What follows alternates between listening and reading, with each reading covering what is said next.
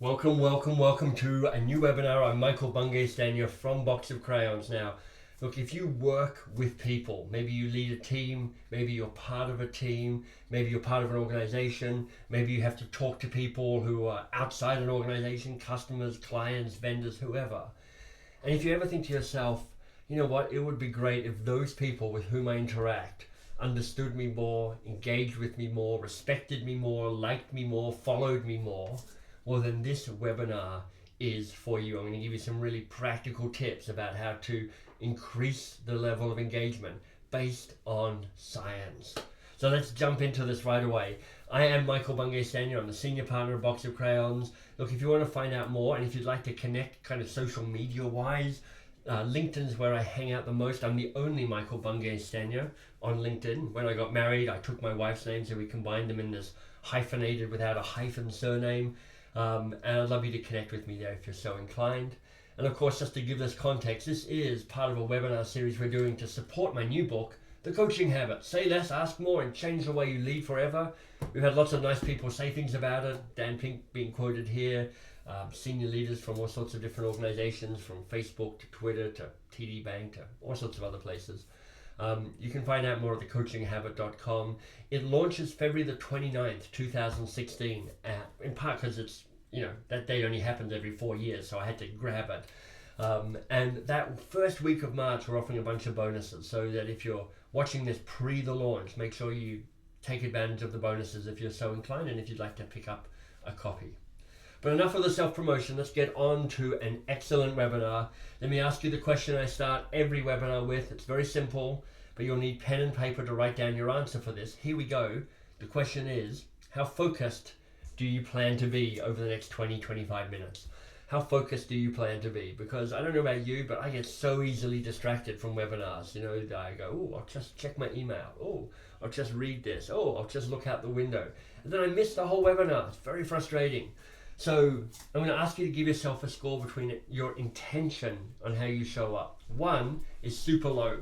Basically you've got full plans to check your email, write note, read a book, make a paper airplane. Really, this is purely background noise. You intend to miss the whole thing. 7, on the other hand, Zen-like focus. You're bringing real insight. You've shut down things, you've made it just as simple as possible for you to give full attention to me and what's on the screen here. So whatever number you want, the choice is yours entirely. But my suggestion is this: after you've written down your number, adjust your environment so that it better suits what you want to achieve in terms of the number you want to hit. For most of us, I'm going to guess that means putting away your phone, putting away your gadget, shutting down your email, making it as hard as possible for you to get distracted. And of course, I'm going to make it as interesting as possible, so it's hard for you to be distracted, but do yourself a favor, make your environment as simple as possible. Okay, so the promise I made on that first screen, how to make anyone respect you, follow you, like you, support you, engage with you more. It's about science, and it is about science. It's about neuroscience. And we get into this in the book. In the book, we cover 7 key questions, and here they are, the 7 questions. And yes, there's 7. I lost moment of doubt there. Is it 7 questions? It is 7 questions. And in the chapter on the foundation question, we get into this piece around neuroscience. And of course, neuroscience is so interesting. It's really I think probably cutting edge in terms of understanding how humans really work, understanding that means how humans work at work, as managers, as leaders, as followers. And of course, you want to take it with a little grain of salt, in part because it's such a new science. We don't know how the brain works yet. We're just beginning to learn, and we're just beginning to uncover some stuff.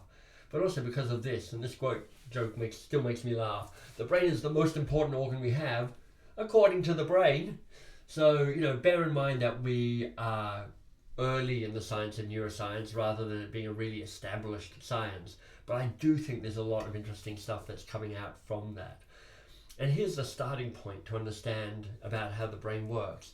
5 times a second, at an unconscious level, the brain is scanning the environment around it and asking this question: is it safe here, or is it dangerous? Is it a place of reward, or is it a place of risk?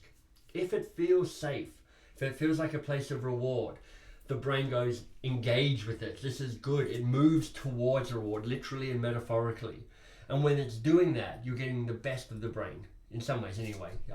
The best, I guess, cognitive side of the brain. You know, you're using your prefrontal cortex, your thinking, creative, strategic part of your brain. You're assuming positive intent. You're reading the nuances of the situation. If it feels dangerous, on the other hand, you back away from danger. You move away from risk. And when that happens, the brain kind of moves into fight or flight mode. So it's a little more primitive. It's a little more, I'm assuming things are going to go badly here. It's not thinking as subtly or as well. It's just all about survival at this stage. So you can see that if you're trying to interact with anybody, you know, it doesn't matter about people at work. It's just, you know, your family, the person you buy your groceries from. If they're making it, if you can make them feel like it's a place of reward rather than risk, so much the better. But of course, one of the challenges you have is that this is not really just a binary choice.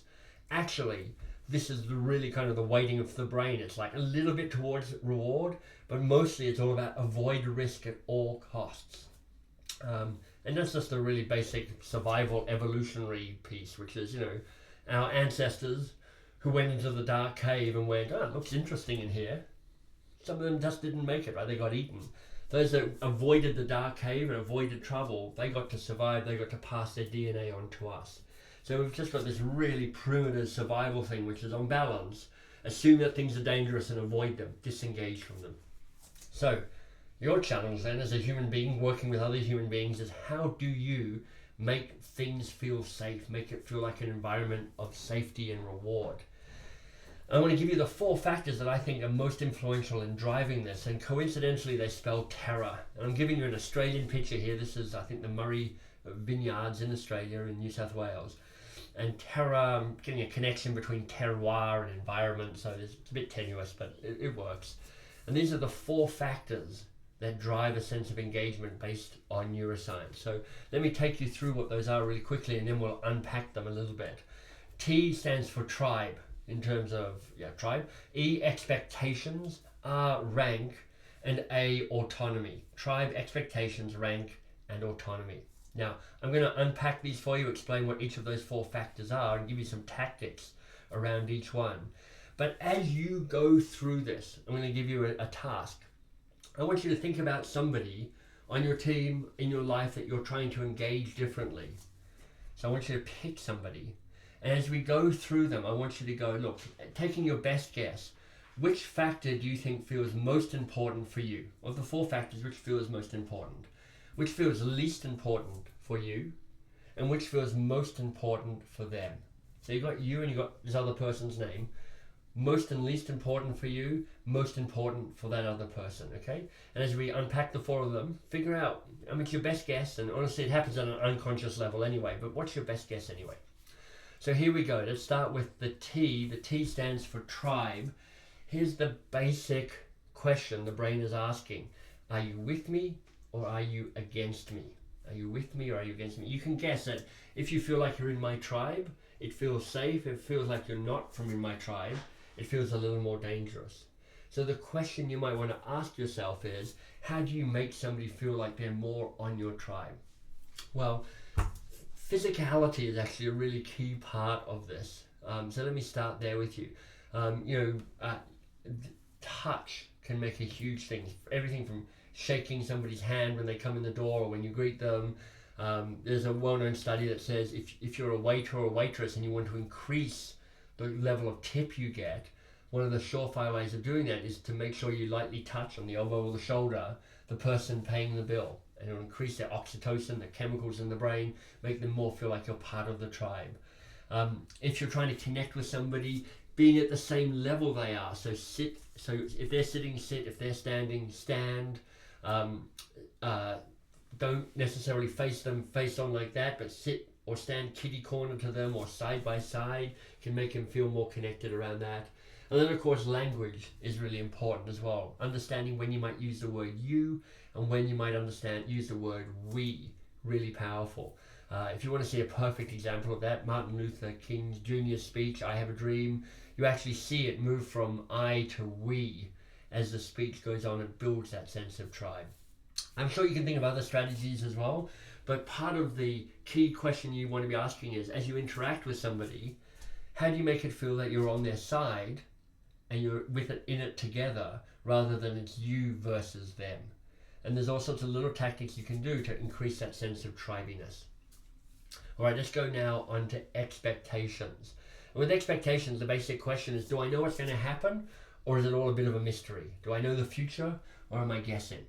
And of course, the more you feel certain to how things unfold, the safer you feel. If it feels mysterious, it feels dangerous, and you disengage. So in terms of driving a sense of expectation, the more you can tell people and foreshadow what's about to happen, the more powerful it can be. So we're going to have a meeting. It's going to be for 20 minutes. It's going to be in this room. Let me give you a really clear request of what I'm asking for. The more you can clarify expectations, clarify what's about to unfold, the more people are likely to engage with you. Now, actually, there's a fine line here. When I run my programs at Box of Crayons, part of what we're doing in some ways is looking to disrupt expectations so people don't get too comfortable. We want people to be a little bit on their edge, not feeling super dangerous, but feeling like a little degree of uncertainty. So one of the things you might be thinking about is you think about the E in TERA, the expectations. What are the rules you should break or could break? What are the rules you should not break? And that could often be a good guide as to how you might shift the way you interact with people around keeping them engaged in meetings, through email, however you might be interacting with that person. So T is for tribe, E is for expectations. The third factor, the R, is rank. And the basic question the brain is asking here is, am I more important or less important than you? If I feel more important, I feel safe. If I feel less important, I'm in that place of potentially feeling dangerous or at risk. So part of your quest might be to go, how do I help them feel more important? How do I raise their sense of rank, of status? And there's a number of ways of doing that. One of the surefire ways is thinking about ways of perhaps depressing your status just a little bit. Because I teach, because I give keynote speeches, I'm often in front of a group. And a classic is if I'm giving a big keynote speech and somebody will start reading out an introduction. And it can be full of this kind of a Michael did this and Michael did that and Michael's fantastic and Michael's done this. And actually, whilst that strokes my ego, it actually diminishes the rank, the status of everybody in the audience.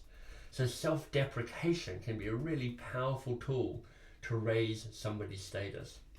You don't want to self-deprecate until you become a joke, but there's a way often, if you're in power, if you have control, lower your status, raise their status. Physicality is really important around that. Don't sit across the desk from somebody, sit next to them or kitty corner from them. But truly one of the most powerful ways, and that's actually one of the reasons why this book works so well, is asking questions is a really powerful way to raise somebody else's rank. Because by asking a question, you're saying to them, I trust you to be able to figure this out by yourself, rather than I'm going to give you the answer, which is all about raising your rank and lowering their rank. Asking questions really powerful. Coincidentally, that's what the book is all about. So tribe, expectations, rank. The fourth and final factor here is actually autonomy. This is not a handcuff from my collection, contrary to what you may have heard by rumor.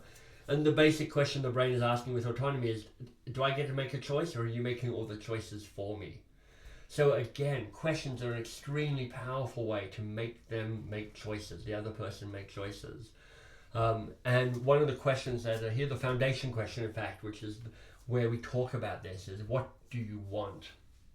Such a powerful question. It leaves people trying to figure it out a lot of the time. People don't have a quick answer, but it's an extremely powerful way to drive up that sense of autonomy by asking them, what do you want?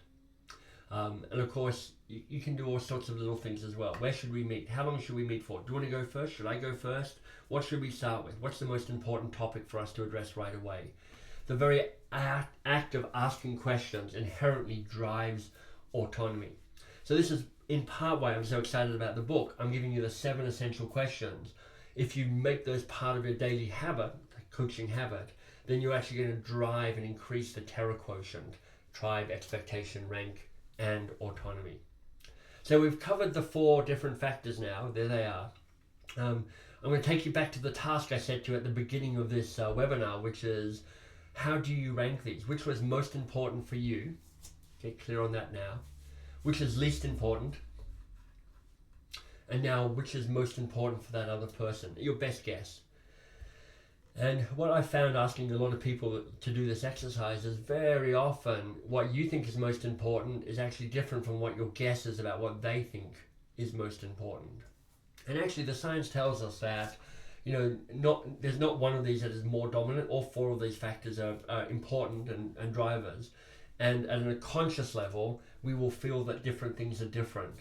What that means is it gives you a kind of a broader perspective to be thinking about as you look to increase the TERA quotient, because that's what you're actually striving to do now, to get people to engage, follow, love, like, understand you more, raising the TERA quotient. What might be important to you may be less important to them, and you may be overlooking some tactics you might use to make them feel more engaged through the TERA quotient. The other thing to say about the TERA quotient is this. There are things you do that may depress one or two factors but increase others. And your goal is to increase the overall TERA quotient. I mean, putting somebody on a team, you know what? Increases tribe, perhaps increases expectation, but may lower rank and may lower autonomy. So you have to kind of weigh these things up and go, on balance, does it give me an overall increase or not? So if you wanted to take a tactic away from this, one of the things that I think is most powerful, and you'll know this model, is what are a couple of things you can stop, start, and do more of with that person that you've got in mind. You've nominated that person. What could you stop doing, start doing, and do more of based on the TERA quotient? And we've gone through a number of different tactics, but you might want to pull one or two of those out. And actually, if you're doing some thinking around this, move that to even more specific, which is this. If you had to pull out just two critical ahas and insights from this whole webinar, which ones have really landed for you? And can you turn that into one single action? Because, it's great that you're giving me this time now to talk about this over this webinar, and I hope it's been useful. I hope you've managed to stay as focused as you wanted to. But if you don't actually remember anything, if you don't actually do anything differently, it's been a less useful investment of your time in your life. So do something, change something. What behavior are you going to change? As a hint, if you're really keen to build a new habit, there's a really good chapter on that, coincidentally, in my new book, The Coaching Habit. So just to wrap up, that's where you find me on LinkedIn, Michael Bungay Stanier. Would love to connect if you're so inclined. And also, just to remind you, this is connected to the book, The Coaching Habit. Comes out February the 29th. It's one of the things I'm most proud about this book is that it's beautiful, and that elegance of design matters to me, certainly. But it's really lean. There's no filler, there's no fluff. It's just really substantial, really powerful, really useful, really practical. So if you're looking for a practical way to do less work but have more impact, take a look and consider buying a copy of The Coaching Habit. I'd certainly love to have you a reader and as part of the community that's building already around The Coaching Habit.